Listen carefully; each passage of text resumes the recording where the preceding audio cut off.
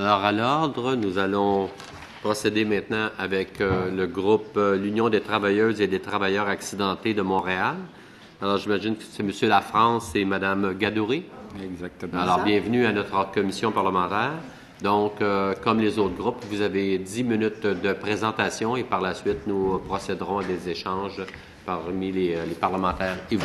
Alors, M. Lafrance, que vous allez débuter? Vous avez 10 minutes. On va se présenter. Alors, moi, c'est Roch Lafrance. Je suis secrétaire général de l'Union des travailleurs et travailleuses accidentées de Montréal. Et comme vous l'avez dit, je suis accompagné de Mme Christiane Gadouri, qui est membre du conseil d'administration chez nous, et c'est elle qui va lire la déclaration d'ouverture.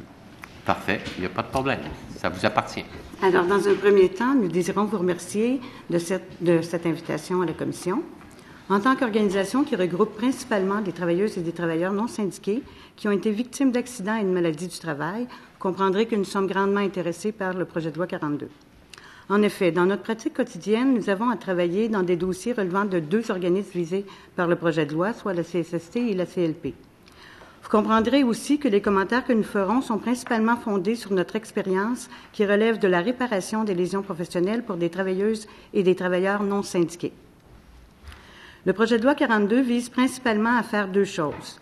Premièrement, transférer à la CSST les missions que l'État a confiées à la Commission des normes du travail et à la Commission de l'équité salariale et à abolir ces deux organismes. Deuxièmement, fusionner au sein d'un nouveau tribunal la Commission des lésions professionnelles et la Commission des relations du travail. D'entrée de jeu, nous tenons à souligner que nous ne sommes pas contre l'exercice auquel s'est prêté le ministre du Travail, de l'Emploi et de la Solidarité sociale. Il est sain de remettre périodiquement en question le fonctionnement des organismes responsables des missions de l'État et de s'interroger sur l'accomplissement des dites missions. Il faut toutefois, particulièrement lorsqu'il s'agit de missions d'ordre public, prendre toutes les précautions nécessaires avant de procéder à des changements et évaluer toutes les alternatives afin de préserver ces missions. Nous ne pensons pas que ce travail d'évaluation des alternatives et de prise de précaution a été suffisamment fait. À notre avis, le dépôt de ce projet de loi est prématuré parce que, d'une part, il pourrait s'avérer que d'autres réorganisations soient plus intéressantes et, d'autre part, nous sommes persuadés que la CSST n'a pas la capacité de s'occuper de l'ensemble des missions qu'on veut lui confier.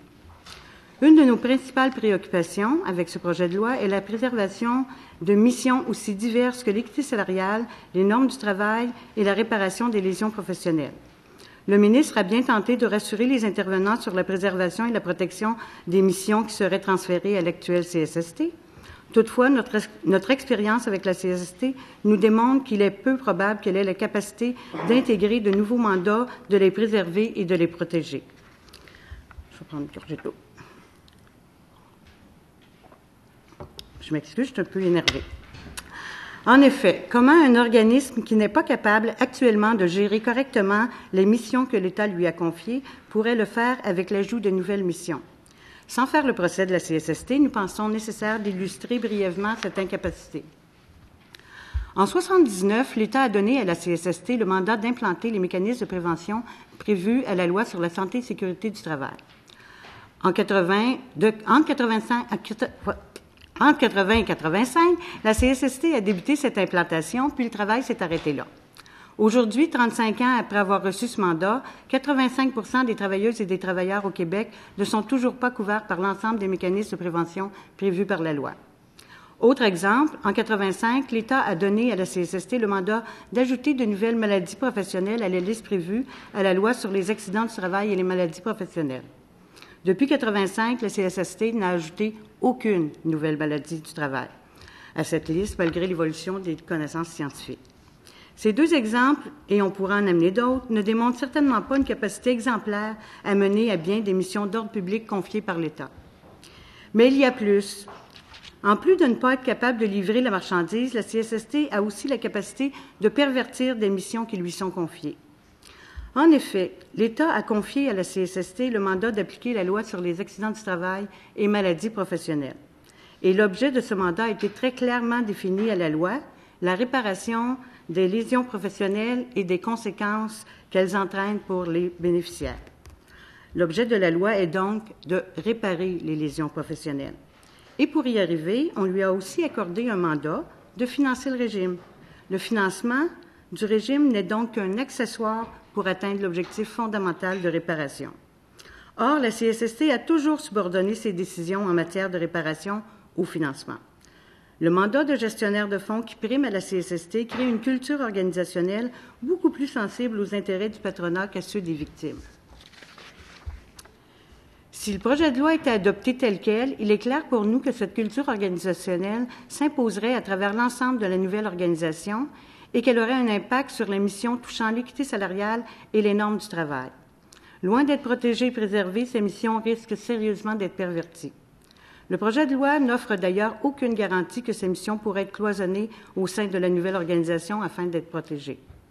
En ce qui a trait au dossier de l'équité salariale, malgré le fait qu'on propose un statut particulier au sein de la nouvelle organisation par la création d'une vice-présidence à l'équité salariale, les autres dispositions du projet de loi nous amènent à constater que ce mandat, hautement important, ne bénéficiera que d'un sursis d'à peine 2 ans avant d'être mis au rencard. Ceci nous préoccupe énormément. Pour la mission portant sur les normes du travail, le projet de loi ne prévoit pas de vice-présidence spécifique ni de direction particulière. Il est donc possible que les services concernant les normes du travail soient éparpillés çà et là au sein de la structure actuelle de la CSST dans un exercice d'intégration, et ce, sans cloisonnement étanche. Cela nous amène à recommander que la Commission des normes du travail et de l'équité salariale ne soit pas intégrée à l'actuelle CSST. Le projet de loi vise aussi à créer un nouveau tribunal, le tribunal administratif du travail, en fusionnant la Commission des relations du travail et la Commission des lésions professionnelles. Dans les faits, ce nouveau tribunal garderait essentiellement les caractéristiques de l'actuelle CRT, à laquelle on tente, avec plus ou moins de succès, d'intégrer la CLP.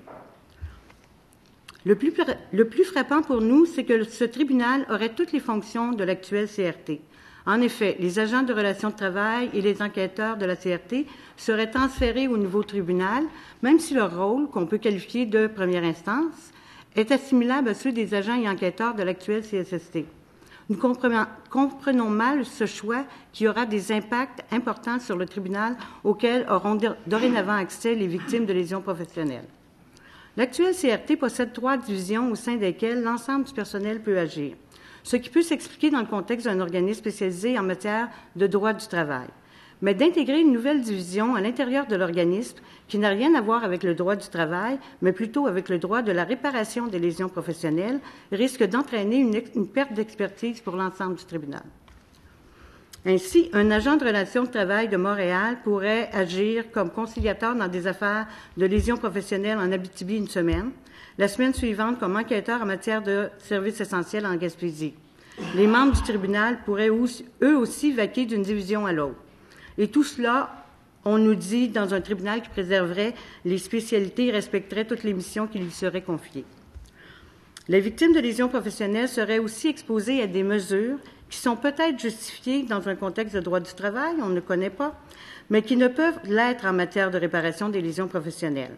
Pensons par exemple à l'introduction de tarifs des droits, d'honoraires et de frais afférents qui restreindraient l'accès à la justice, particulièrement pour les travailleuses et les travailleurs non syndiqués, ou encore à la possibilité d'être condamnés pour outrage au tribunal avec une amende pouvant aller jusqu'à 50 000 $, avec ou sans emprisonnement pour une durée pouvant aller jusqu'à 1 an. Ces quelques exemples illustrent bien le fait que le rôle hybride du nouveau tribunal et les changements que l'on retrouve dans le projet de loi dénaturent le rôle de l'actuelle CLP. Cette dénaturation est suffisamment importante pour que nous nous opposions à cette fusion. Nous demandons donc le maintien de la CLP. D'ailleurs, nous comprenons mal ce qui explique ce changement de cap soudain du gouvernement du Québec. Jusqu'en 1985, les litiges en matière de lésions professionnelles étaient entendus par la Commission des affaires sociales, l'ancêtre du Tribunal administratif du Québec. En 1985, le législateur a jugé que les fins de la justice seraient mieux servies par la création d'un tribunal spécialisé en matière de lésions professionnelles et de santé et sécurité du travail. Si le ministre pense que la création d'un tribunal dédié fut une erreur et qu'il est absolument nécessaire de regrouper ces activités avec un autre tribunal, nous pensons qu'il serait préférable d'envisager un retour aux sources et d'intégrer la CLP au TAC. Leurs missions sont beaucoup plus compatibles puisqu'elles visent principalement à régir les relations entre l'administration publique et ses administrés, mission que n'a pas la CRT. Je suis en conclusion. En conclusion. En conclusion, nous demandons au ministre de suspendre l'étude de son projet de loi et de prendre le temps d'évaluer d'autres alternatives qui pourraient l'améliorer. Nous pensons que la CSST n'a pas la capacité d'assumer adéquatement de nouveaux mandats et que sa culture organisationnelle pourrait pervertir les missions que l'on veut lui confier. De plus, les avenues qui sont proposées ne nous apparaissent pas être les meilleurs choix pour préserver et protéger les missions importantes de l'État et pour améliorer la qualité des services et de la justice pour les travailleuses et les travailleurs accidentés ou malades, pas plus que pour les travailleuses et les travailleurs non syndiqués. Finalement, nous nous opposons à l'intégration de la CLP dans un nouveau tribunal spécialisé en matière de relations de travail. Merci, Mme Gadouri. Alors, nous allons passer aux périodes d'échange. J'invite M. le ministre. Oui, merci.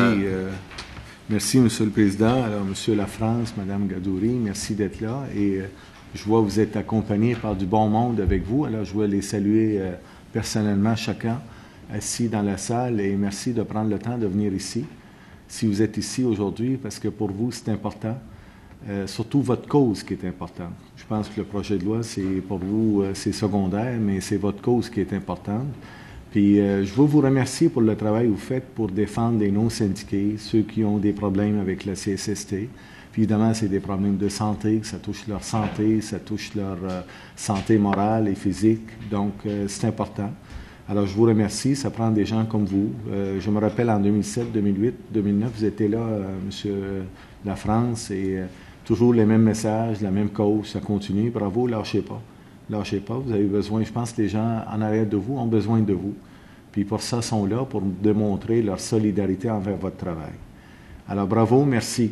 Maintenant, pour le mémoire, évidemment, votre cause, c'est votre relation avec la santé et sécurité. Je pense que c'est là votre cause. Là, évidemment, vous avez fait un mémoire, là, quand même pas mal large, et vous avez couvert plein de sujets qui touchent, en fait, votre vie quotidienne avec la santé et sécurité. C'est les points que vous avez relatés depuis des années, c'est les problèmes que vous avez constatés avec la Commission de la santé et sécurité et la loi, évidemment, qui régit les lois qui régissent la santé et sécurité. Donc, il y a beaucoup de recommandations techniques sur la loi. Et pas sur la 42, mais plutôt ce que vous n'avez pas lu, en fait, là, sont là dans votre mémoire et les complètes. Et ce que je veux faire, oui?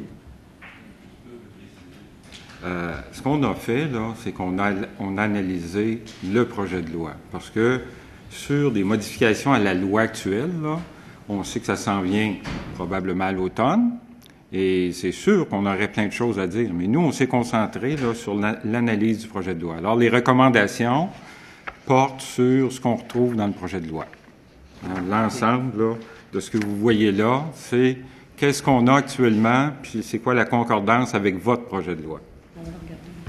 Avec un objectif santé-sécurité là-dedans, ça reflète votre expérience. Là. C'est correct, c'est pas une critique. Pour reprendre là-dessus aussi, nous, la santé-sécurité, on ne connaît pas ça. La prévention, on ne connaît pas ça. Nous, on connaît la réparation.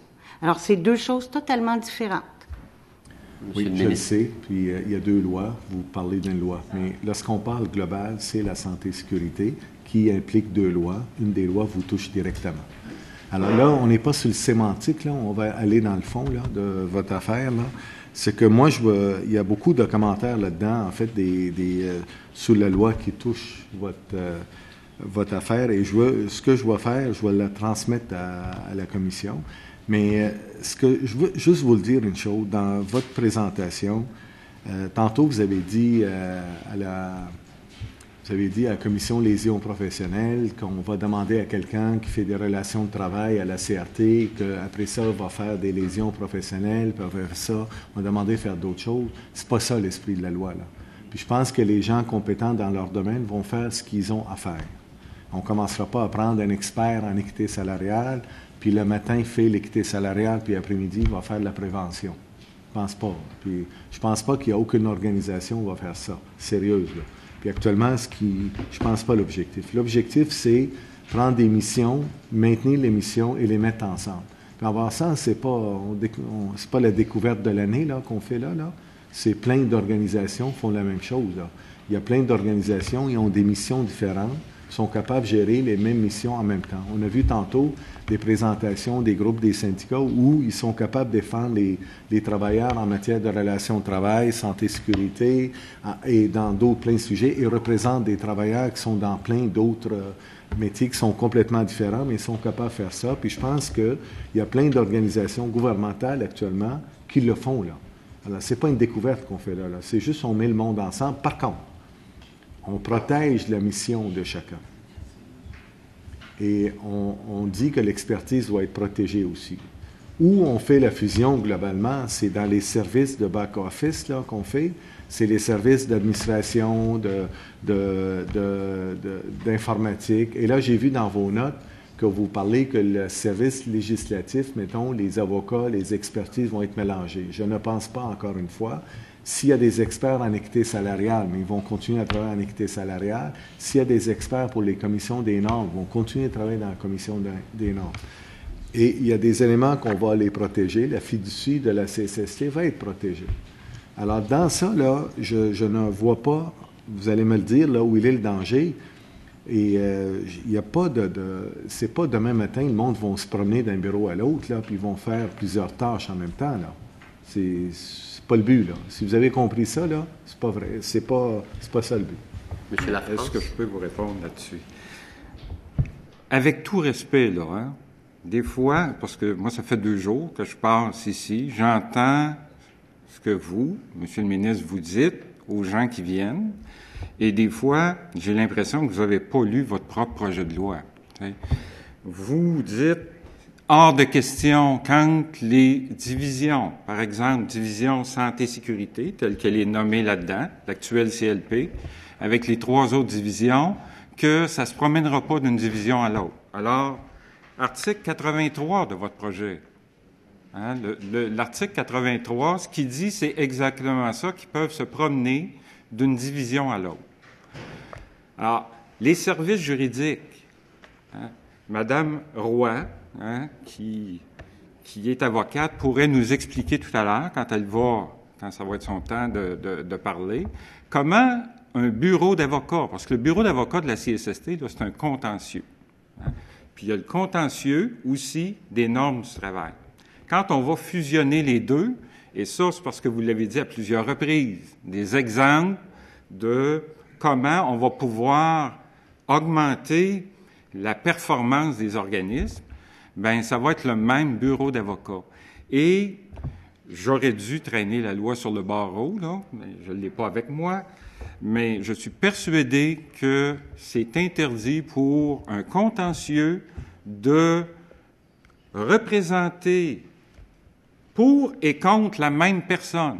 Et c'est ça qui arrive, hein, parce qu'en fusionnant, vous avez des gens qui ont fait une plainte en vertu des normes du travail, qui ont le droit d'être représentés par la Commission des normes du travail, qui va devenir la commission, la CDSST, l'organisme qu'on veut créer. Et donc, ces gens-là vont être représentés par un avocat du contentieux de la nouvelle CDSST dans un dossier, et dans un autre dossier de réclamation de lésions professionnelles, ils vont être devant le même tribunal, et là, il va y avoir un avocat de ce nouvel organisme qui va être en face d'eux pour venir dire « non, tu n'as pas eu de lésion professionnelle ». Alors ça cause des problèmes majeurs, et depuis le début, on entend « bien, il n'y a pas de problème ». C'est parce que c'est majeur, et il n'y en a pas de division. Puis là, je m'adresse à vous, Monsieur le ministre, si vous avez l'intention de le faire, bien, il faudrait amender la loi. Mais actuellement, ces éléments-là ne sont pas présents. Il n'y a aucun, j'ai entendu ce matin, cet après-midi, lors de la présentation de la CSN, qu'il y avait dans la loi une vice-présidence pour les normes du travail. Bien, il n'y en a pas. Il y en a une pour l'équité salariale, pas pour les normes. On veut en rajouter une, peut-être, mais il faudrait le dire. Mais ce que j'entends beaucoup, c'est « Ah, inquiétez-vous pas, c'est là, c'est là. » Bien, c'est parce que c'est pas là. Et je vous le redis, l'ensemble des choses qu'on dit là-dedans, là, l'analyse qu'on fait, c'est pas nos revendications.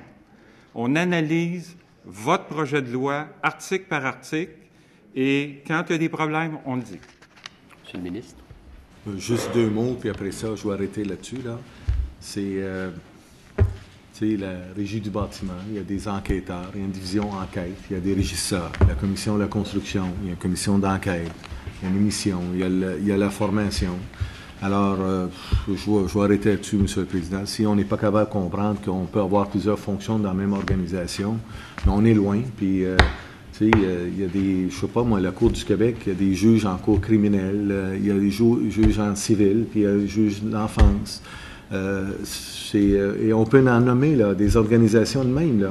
C'est pas une invention qu'on fait ici. Là, puis, alors, je pense que là, on ne s'entendra pas. Ça fait que moi, c'est ma dernière intervention. Merci, M. le Président.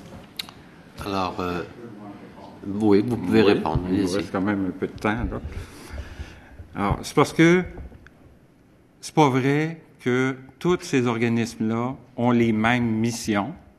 Et j'ai entendu tous les exemples là, depuis 2 jours. Mais pourquoi on n'envoie pas la CSST? La même mission, là. Personne n'a dit qu'ils ont la même mission. Oui, mais ils ne sont peut-être pas compatibles. On a dit, chacune des missions, on va les protéger. On l'a répété, ça fait 2 jours qu'on répète, vous êtes là depuis une semaine. Là. Alors, on l'a répété, chacune sa mission, on va les protéger, les missions. Puis on est capable, c'est pas une fusion de culture, c'est une fusion de structure. Fusion de structure, ça veut dire qu'on met du monde ensemble qui n'ont pas la même mission, on les protège de l'expertise, on protège les gens. Est-ce que c'est clair, ça? Bien, c'est ce que vous dites, mais c'est ça qu'on dit dans notre mémoire, c'est que nous, là, on ne vous avait pas entendu avant de l'écrire, le mémoire. Mais nous, on parle de la culture, et ce n'est pas vrai. Vous êtes arrivé au Québec. Hein? Vous êtes arrivé au Québec. Vous aviez une culture, et je présume que vous avez conservé votre culture. Hein? Puis vous avez adopté une nouvelle culture. Mais on ne change pas une culture d'une personne en 1 semaine, 1 an ou 5 ans. C'est la même chose au niveau d'une organisation. Et nous, ce qu'on vous dit, du côté de la CSST, là, nous, là, ça ne changera pas grand-chose du côté de la CSST, parce que ça reste la même CSST. Notre préoccupation, c'est les mandats d'équité salariale et de normes du travail qu'on veut transférer vers une organisation qui a un préjugé favorable au patron. Que vous le vouliez ou non, le mandat de garnir la caisse et de protéger, parce qu'il y a un mandat de mutuelle d'assurance patronale, ça prend le devant, le dessus sur l'ensemble des autres mandats. Et quand vous dites, non, mais on va aussi intégrer le mandat des normes du travail, bien, c'est supposé de protéger du monde qui ont des problèmes avec leur employeur. C'est ça, les normes du travail. Et donc, vous voyez qu'il y a une difficulté là. D'accord. Merci, M. Lafrance. Alors, vous n'avez plus d'intervention, M. le ministre. Nous allons maintenant passer au bloc de l'opposition officielle, M. le député de Beauharnois, pour votre temps de parole de 3-4 jours. 10 minutes, 30 secondes. Merci, M. le Président. Alors, tout d'abord, M. Lafrance, bonjour. Mme Gadouri, bonjour aussi. C'est un plaisir pour moi, encore une fois, de pouvoir échanger avec vous. Vous êtes toujours aussi pertinent, aussi précis. Ça fait plusieurs fois que j'ai la chance de travailler avec vous dans d'autres dossiers. Puis à chaque fois, je dois réitérer mes félicitations. C'est toujours d'une exactitude avec des détails précis. Qu'on le partage ou non, les détails sont là. Puis je vous remercie. Ça a le mérite d'être très, très clair et aussi très bien jargonisé pour que tout le monde puisse le comprendre. Je sais que vous travaillez toujours, puis depuis longtemps, puis c'est la grosse crainte de beaucoup de groupes. Là. On a entendu les grands syndicats là, venir défiler. Vous étiez là, vous les avez entendus vous aussi. Lorsqu'on parle de normes du travail, mais bien souvent, c'est des salariés qui n'ont pas la chance d'avoir une protection avec une grosse association, donc souvent plus démunis que d'autres travailleurs, même s'ils ont le titre de travailleur comme tout le monde au Québec. Des fois, il y a 2 classes sans le vouloir, juste par le simple fait qu'on ne soit pas représenté par un groupe. Bien, on n'a pas tout à fait les mêmes protections. Même si on pense qu'on les a, on les a pas, on n'a pas les moyens. Souvent, l'argent, c'est le nerf de la guerre. Donc, je sais que vous travaillez très fort pour défendre ces gens-là qui, à défaut d'avoir une association compétente ou assez lucrative pour les défendre, c'est le type de gens que vous en faites un devoir de les représenter du mieux possible. Ici, le projet de loi, les grands syndicats nous disent, bien, faisons attention avec les normes du travail parce que faudrait pas encore, si on fait une fusion,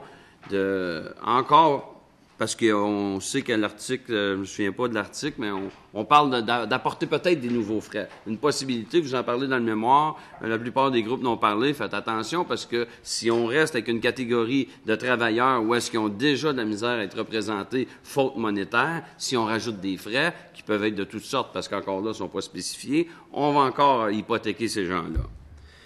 Mais j'aimerais vous parler d'un point précis à page 45 de votre mémoire. Le ministre a dit, puis je vous rejoins là-dessus, il a dit plein de belles choses, puis je l'ai dit, je trouve que le ministre a évolué depuis le début des groupes qu'on reçoit, puis moi, je suis quand même fier d'entendre ça.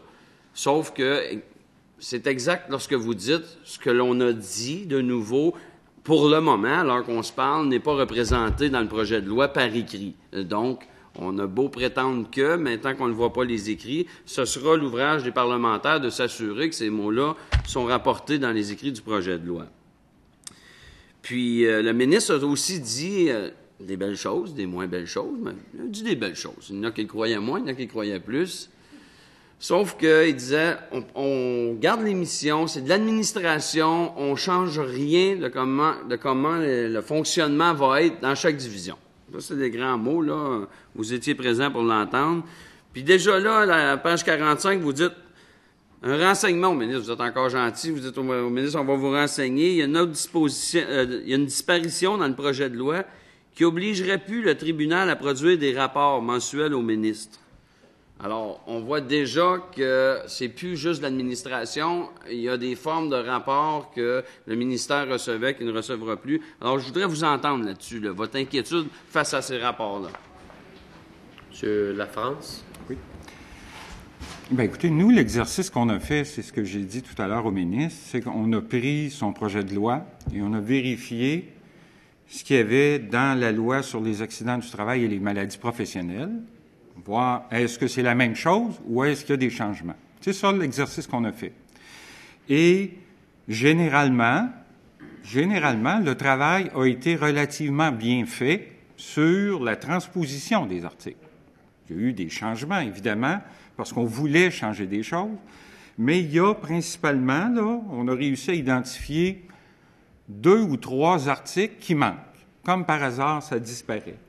Et c'est, entre autres, l'article 428 de la loi sur les accidents du travail et les maladies professionnelles, ainsi que les articles 382 et 383 de la même loi, où on élimine, ça ne veut pas dire que ça n'existera plus, mais on élimine l'obligation pour la Commission des lésions professionnelles ou le nouveau tribunal administratif du travail de, premièrement, avoir une banque de jurisprudence qui est publique, de publier ses décisions, d'avoir un plumitif accessible et, effectivement, d'avoir à remettre au ministre du Travail, parce que dans la loi, moi j'ai une vieille loi, là, c'est encore écrit ministre du Travail, mais le ministre responsable, certaines informations importantes sur le déroulement, comment va le tribunal. Et, évidemment, dans ce rapport mensuel-là, qui est public, il y a des données, des fois, qui peuvent être gênantes. Et plutôt que de corriger le problème, bien, peut-être que ce qu'on sent, c'est qu'on veut éliminer purement et simplement le rapport, comme, par exemple, le fait que 80% des décisions qui sont rendues par la Commission des lésions professionnelles sur un avis du BEM modifie l'avis du BEM, hein, le renverse ou le modifie. Alors, des choses comme ça, le ministre actuellement, là, il a le droit d'avoir ça et la CLP, le tribunal, est obligé de donner ces informations-là. Alors là, il n'y aurait plus d'obligation. Et particulièrement pour des travailleurs et des travailleuses non syndiqués, là, je reviens sur l'aspect jurisprudence. l'obligation de publier des décisions, des recueils. Quand on a de l'argent, quand on est un bureau patronal, un bureau d'avocats syndical ou même une association d'accidentés, là, on a les moyens de se payer des outils juridiques. Hein? Nous, on n'a pas les mêmes moyens qu'un gros bureau, mais on est obligé d'en avoir. Mais vous savez, des publications, là, en matière de réparation des lésions professionnelles, par exemple, je ne veux pas faire de publicité, mais le CCH Santé-Sécurité, là, c'est les spécialistes qui ont tout ça. On est abonné, ça nous coûte 1 600 $ par année. Est-ce qu'il y a quelqu'un qui est non syndiqué, qui a les moyens de se payer ça? Hein? Et chercher ça dans les bibliothèques, là, à part de trouver une bibliothèque de droit, là, bien, les gens ils vont aller dans une bibliothèque municipale. C'est pas accessible, ces affaires-là. Et donc, l'utilité de ces recueils-là et de ces résumés-là, c'est que la CLP, gratuitement, publie des décisions, fait des résumés de décisions, et ça, c'est très, très utile pour les gens qui ne sont pas représentés. Alors, de ne plus avoir l'obligation, et on donne un exemple là-dedans, là. C'est pas que l'actuel CLP est correct ou pas correct. Ils ont fait un memento, qui était une espèce de recueil de la jurisprudence. Ils n'étaient pas obligés de le faire. Ils l'ont fait. C'était fort utile, puis à un moment donné, pour des raisons, on ne sait pas pourquoi, probablement budgétaires, ils ont arrêté de le mettre à jour. Ça fait 3 ou 4 ans. Alors, vous voyez que quand on n'a pas l'obligation légale de faire quelque chose, bien, quand il y a des compressions budgétaires à faire, bien, c'est peut-être là qu'on va les faire, alors que quand on est obligé, les recueils, ils continuent à les publier. Alors, on a un malaise face à ces disparitions-là, et c'est peut-être juste des oublis, mais pour le reste du travail, l'ensemble des dispositions sont là. Alors, on trouve ça curieux. Monsieur le député de Voirmont, il reste 2 minutes. 2 minutes, le temps passe très vite et avoir l'épaisseur et le détail qu'il y a dans votre mémoire, bien, je vous laisse. S'il y a un autre point que vous n'avez pas eu le temps de parler d'entrée de jeu puis vous aimeriez nous sensibiliser, là, bien, c'est sûr qu'on va lire attentivement le mémoire encore avant l'article par article, mais je vous laisse le temps si vous avez quelque chose à nous spécifier encore. Monsieur Lafrance, allez-y, il reste 1 minute 45. Pas. Alors, c'est sûr que on a entendu aujourd'hui, hein, puis je veux aussi réagir parce qu'on n'en parle pas, parce que c'était pas dans le sujet. Alors, nous, on n'en parle pas, mais on a posé la question plusieurs fois. Il y a plusieurs intervenants qui sont venus dire que les membres du nouveau tribunal, du tribunal administratif du travail, dans le projet de loi, c'est indiqué qu'ils doivent être membres, qu'ils doivent être notaires ou avocats. Nous, si on n'a pas réagi à ça, c'est parce que c'est déjà comme ça à la Commission des lésions professionnelles. Alors là, qu'on vienne ici dire, c'est pas nécessaire d'être avocat, il y a du monde qui ont des compétences, avocats ou notaires, là. Nous, ça nous cause un problème. Parce que il faut, en matière de réparation des lésions professionnelles ou de santé-sécurité du travail, qui sont 2 mondes, hein, je tiens à le souligner, une expérience de 10 ans. Hein, c'est ça les règles actuelles, c'est ça qui est proposé dans le projet de loi. Si on permet à des personnes qui ne sont pas juristes, qui ne sont pas avocats, d'appliquer pour devenir membre du tribunal, oui, qui a cette expérience-là qui n'est pas avocat au Québec, à part, en grande partie, les gens qui proviennent de la CSST, ceux qui ont travaillé pendant 10 ans ou plus à la CSST. Et donc, c'est une porte d'entrée très, très facile pour domper, entre guillemets, du monde qui vont en mission au tribunal. Et nous, la protection qu'on dit, il y a des avocats de la CSST qui appliquent, ils ont les compétences, ça va, mais ça limite quand même l'entrée. Merci, M. Lafrance. Merci. Ça termine le 2e bloc. Nous allons passer au bloc concernant le 2e groupe d'opposition. Vous avez 7 minutes, Madame la députée d'Arthabasca. Merci d'être présent. Merci aussi à toutes ces personnes-là qui travaillent pour une cause. Je vous remercie aussi du mémoire qui est très, très volumineux et précis. Donc, on va le réanalyser parce que il y a beaucoup de choses à gérer là-dedans. Et puis, je pense que les personnes qui vous accompagnent doivent être fières de votre travail. Maintenant, je vais revenir sur votre notion de conflit d'intérêt ou contentieux. Au tout début, là, cette notion-là, c'était dans l'ancien temps, il disait on ne peut pas avoir 2 maîtres. On ne peut pas servir 2 maîtres, Dieu et l'argent. Ça s'est traduit autrement dans le droit. Au début, c'était le conflit d'intérêt, c'était tu pouvais pas représenter 2 parties qui se confrontent en même temps. Ça, c'était franchement très, très primaire, excusez-moi. Et puis ensuite, mais on pouvait pas poursuivre un client qu'on avait déjà représenté parce qu'on avait eu accès à de l'information confidentielle puis l'accès à de l'information privilégiée. Ça commence à toucher plus votre sujet. À partir du moment où vous pensez que... puis là, ça ne veut pas dire que parce que un avocat avait travaillé à une place qui était pour trahir son nouvel employeur, mais on a élaboré sur la notion de conflit d'intérêt et sur la notion d'apparence de conflit d'intérêt. C'est aussi important, l'apparence de conflit d'intérêt, que le conflit d'intérêt. C'est la même chose pour l'apparence de justice et la justice. C'est un concept bien établi en droit. Moi, je propose peut-être une solution. Si le ministre demandait au barreau ou à un contentieux peut-être du ministre de la Justice de se pencher sur ce sujet-là, le cas échéant qui détermine s'il y a conflit d'intérêt ou apparence de conflit d'intérêt, si tel est le cas, qui propose des mesures qui pourraient empêcher cette inquiétude-là que vous avez ou que vous exprimez en ce moment. Pensez-vous que ça pourrait vous convenir? Ça pourrait régler le problème en partie. Mais moi, je vous suis beaucoup au niveau de l'apparence de conflit d'intérêt. Puis là, il y a des concepts juridiques là-dedans. Là. Puis le barreau pourrait donner son avis, mais c'est sûr qu'il y a une difficulté, effectivement, de présenter des 2 côtés, tu as le même contentieux, il y a un problème. Mais, puis moi, j'ai pas de problème à ce qu'on demande au barreau, mais mettez-vous du côté de la travailleuse ou du travailleur qui réclame à la CSST, qui a eu n'importe quel type de lésion professionnelle, un problème de dos, épaule, qui tombe du 2e étage, et sa lésion professionnelle est contestée.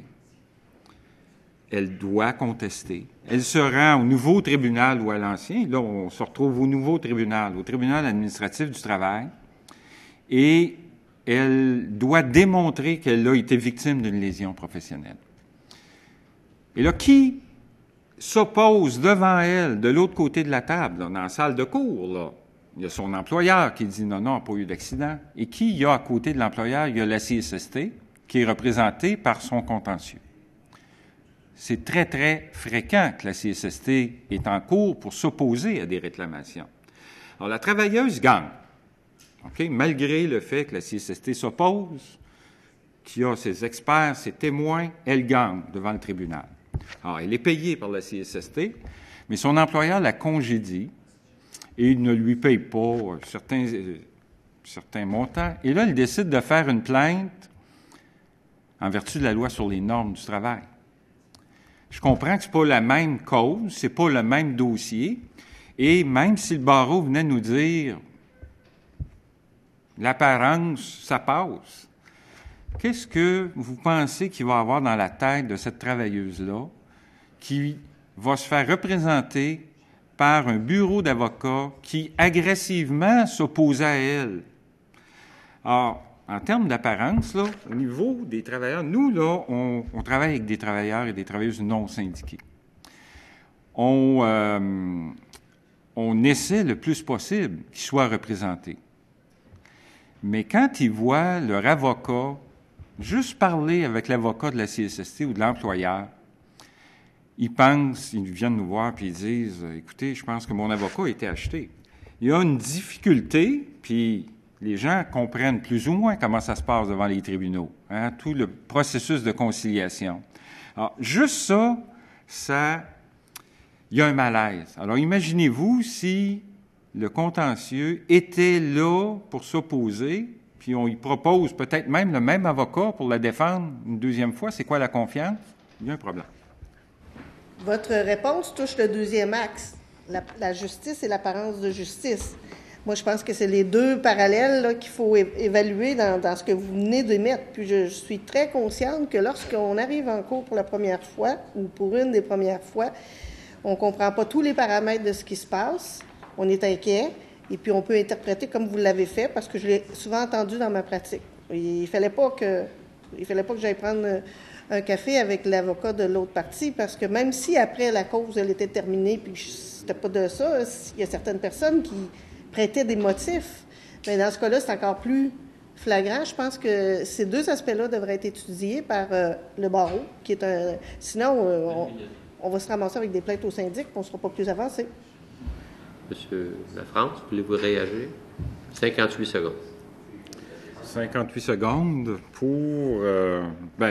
parce que je suis d'accord avec vous. Il y a un problème appelons ça de déontologie. Hein? Il y a un problème juridique clair, puis il y a un problème de perception. Alors, quand on sait que le problème de perception, il est déjà là. Alors, si en plus on joue dans une zone juridique un peu difficile, là, ben c'est sûr qu'on va perdre la confiance et c'est l'image de la justice qui va en souffrir. Et notre objectif, là, c'est pas... Nous, les arguments qu'on amène ici, là, puis on le dit au ministre, nous, on aimerait ça qu'il suspende l'étude de son projet de loi, qu'on regarde toutes sortes d'alternatives. Évidemment, ce qu'on comprend, là, c'est probablement qu'il ne le fera pas. Puis quand on a écrit le mémoire, on s'est dit peut-être qu'il ne nous écoutera pas totalement. Et c'est pour ça qu'on amène des recommandations sur le projet de loi. Merci, et on espère qu'ils vont être pris, ils vont être tenus en compte. Merci, M. Lafrance. 30 secondes. Bon, écoutez, ça prend un consentement des collègues. Est-ce que vous consentez 30 secondes, M. le ministre? Non, s'il vous plaît, là. Il y a un consentement, là. Allez-y pour 30 secondes. Oui, ce que je vais vous dire, c'est justement la perception du conflit d'intérêts, la perception de l'apparence de justice. Ces deux concepts-là existent pour soutenir la confiance du public en l'administration de la justice. C'est la conclusion de toute cette discussion. Merci. Alors, merci, M. Lafrance. Merci, Mme Gadouri. S'il vous plaît, c'est pas terminé. S'il vous plaît, M. le ministre. Ce n'est pas terminé. Alors, merci, M. Lafrance. Merci, Mme Gadouri. Avant de conclure les auditions, je vais procéder au dépôt des mémoires des organismes qui n'ont pas été entendus lors de la séance d'audition. Alors, je vous remercie de votre collaboration. La Commission ayant accompli son mandat ajourne ses travaux au mardi 19 mai 2015 à 10 heures afin de poursuivre un autre mandat. Bonne fin de soirée.